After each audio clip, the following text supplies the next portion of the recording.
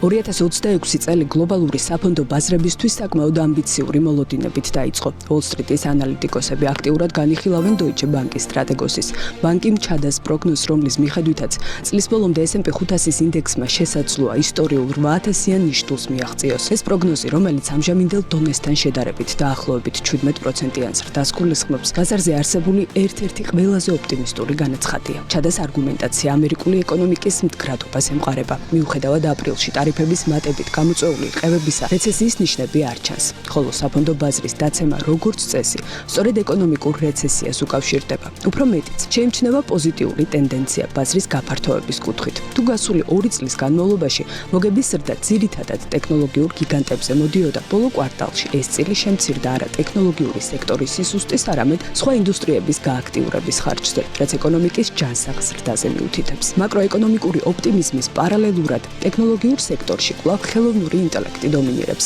NVIDIA-ს აღმასრულებელმა დირექტორმა ჯენსენ ჰუანგმა დაადასტურა, რომ მათი უახლესი თაობის ჩიპები, Rora Rubin, უკვე სრულმასშტაბიან წარმოებაშია. ახალი არქიტექტურა, რომელიც სიმძლავრით წინამორბედ Blackwell-ს ორჯერ აღემატება, ენერგოეფექტურობითა და გაქრილების ინოვაციური სისტემით გამოირჩევა, რაც მონაცემთა ცენტრებისთვის კრიტიკულად მნიშვნელოვანია. NVIDIA-ს ეს განაცხადი კიდევ ერთხელ ხაზს უსვამს კომპანიის ლიდერობას AI ინფრასტრუქტურის ბაზარზე, თუმცა ჰუანგის მთავარი გზავნილი ამჯერად ფიზიკურ ხელოვნურ ინტელექტსა და ავტონომიურ სისტემებს უკავშირდება.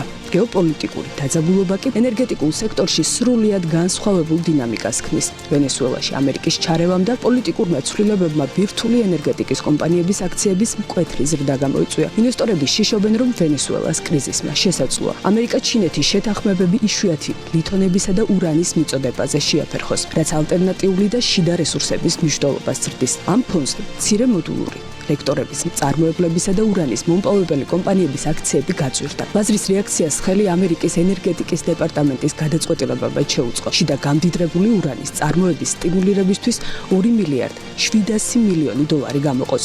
საინტერესო პარადოქსი დაფიქსირდა საავიაციო სექტორში. მიუხედავად იმისა, რომ გეოპოლიტიკური რისკების გამო ნავთობის ფასები გაიზარდა, ავიაკომპანიების აქციებმა მაინც აღმავალი ტრენდი აჩვენეს. ბაზრის მოთამაშეები, როგორც ჩანს, საშუალო ვადიან პერსპექტივაში ვენესუელის ნავთობის მარაგების ათვისებასა და მიწოდების ზრდას ვარაუდობენ, რაც მომავალში საწვავის ფასების დასტაბილურების იმედს იძლევა. ავიაკომპანიებმა ასევე წარმატებით გაართვეს თავი კარიბის ზღვის აუზში დროებით შექმნილ საჰაერო შეზღუდვებს, რაც ინვესტორებისთვის დამატებითი პოზიტიური სიგნალი აღმოჩნდა. ყურადღებას იქცევს კორპორაციული სექტორის ინდივიდუალური ისტორიებიც. Bank of America Duolingo-s მიმართ დამოკიდებულება კარდინალურად შეცვალა და კომპანიის აქციებს ყიდვის რეკომენდაცია მიანიჭა. ანალიტიკოსების შეფასებით, Duolingo მხოლოდ საგანმანათლებლო პლატფორმის ჩარჩოებს უკვე გასცდა და თავისი გეიმიფიკაციის მექანიზმებით უფრო მეტად გასართობ ინდუსტრიას, კერძოდ კი მობილური თამაშების სექტორს უახლოვდება. ეს ახალი პოზიციონირება კომპანიას ზრდის უფრო დიდ პოტენციალს უქმნის, ვიდრე ამას ბაზარი აქამდე აფასებდა,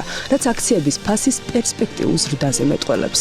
მთლიანობაში 2026 წლის დასაწყისი გლობალურ ბაზრებზე შერეული, თუმცა უმეტესად ოპტიმისტური განწყობით ხასიათდება, სადაც ტექნოლოგიური პროგრესი და მაკროეკონომიკური სტაბილურობა გეოპოლიტიკურ რისკებს აბალანსებს.